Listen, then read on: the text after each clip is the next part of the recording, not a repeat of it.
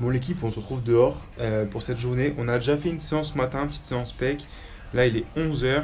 On devait faire la newsletter ce matin. On a changé de plan parce qu'il refait beau. Il refait beau, il refait un peu beau.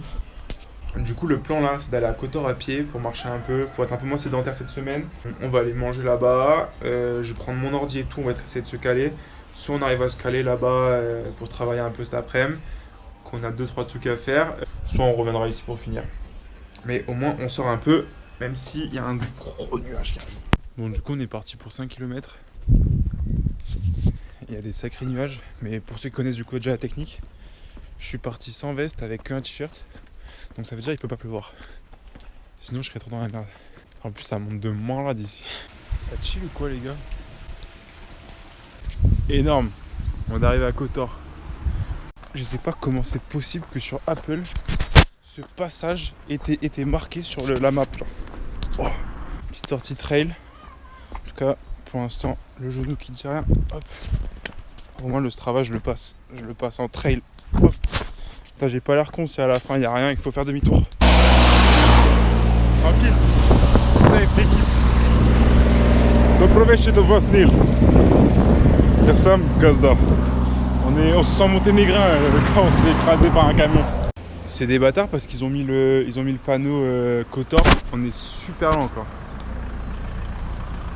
Il y a des petits animaux. Bref, il reste même pas fait à la moitié. Je me suis fait bait par un panneau. Bon, la technique du t-shirt n'a pas marché. Il commence à pleuvoir dehors. Du coup, on s'est réfugié dans un endroit très typique du Monténégro. Un pub anglais. Donc encore une fois, aujourd'hui c'est samedi midi, on va se blesser. J'ai encore commandé un truc de barjo. En même temps c'est pas cher, je me sens obligé de commander plus. Donc voilà. Et évidemment une petite pression. Avec mon date. Je parlais dans mon livre du moment où tu fais 7 km après 2 semaines d'isolement et que tu trouves enfin une pinte en pression genre. C'est exceptionnel. On en parle, ça c'est que 20 €. C'est une dinguerie, ça va le tabac. Ça vaut des 7 km. On arrive à bout de ce cheat meal de l'enfer. Donc là on va recover un peu.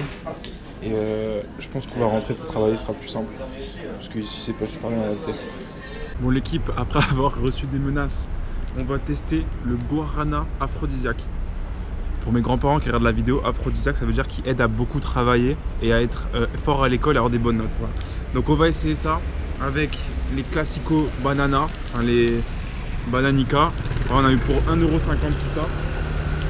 On va tester en live. Alors, déjà j'ai super honte de ce qui se passe parce qu'il y a plein de gens qui passent, bizarre. On regarde bizarre en train de tester une boisson. Bon, bref.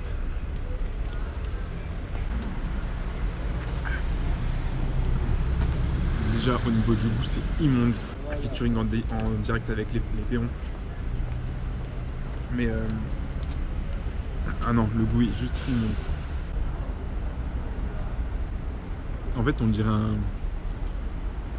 dirait vraiment un coca mais où il y a genre ça a enlevé les bulles. C'est en total il n'y a plus rien dedans, c'est horrible. Je suis en call avec un PNJ, mais visiblement il ne sait pas ce qui s'est passé juste avant. Donc qui reste sur ses gains un petit peu. Bon, on est rentré il y a plus de 3 heures. On a fini un petit peu ce qu'il y avait en tâche de fond. On continue, il nous reste 2-3 trucs.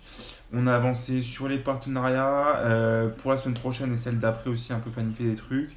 On a relancé des personnes, un petit peu ceux qu'on peut relancer le samedi parce que bof. Là, on va un peu avancer sur la newsletter que je pense qu'on finira demain ou peut-être ce soir, ça dépend.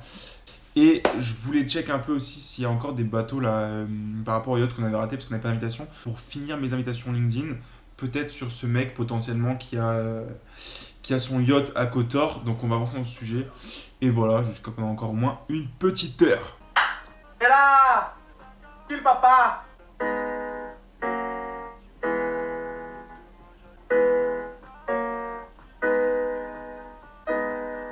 Là je sais plus frère. Là je sais plus. Quoi? Maintenant je sais plus. On a fini tous les trucs un peu chiants qu'on devait faire. Là, on a repris un sujet qu'on avait commencé la semaine dernière, qu'on n'avait plus de crédit. C'est pas le même yacht parce que le mec s'est barré. Mais c'est un petit yacht quand même, un truc sympa, hein, qui appartient à Mauricio Filiberti, qui a environ 300 millions de dollars. qui est argentin et qui a aussi un Dassault Falcon 900, pourquoi pas, et un Learjet. Donc, je lui ai envoyé un message sur Insta. Oula. Je lui ai envoyé un message sur Insta. Je vais essayer son compte perso. Je vais essayer de trouver d'autres moyens de l'atteindre. Et je vais faire ça. Il y a 4 yachts dans la marina. Je vais envoyer aux 4 yachts. Au pire, j'aurais passé ma soirée à faire ça au lieu d'être sur TikTok. Et dans le meilleur des cas, à chaque fois, je leur ai dit je venais pile sur leur yacht demain si vous voulez.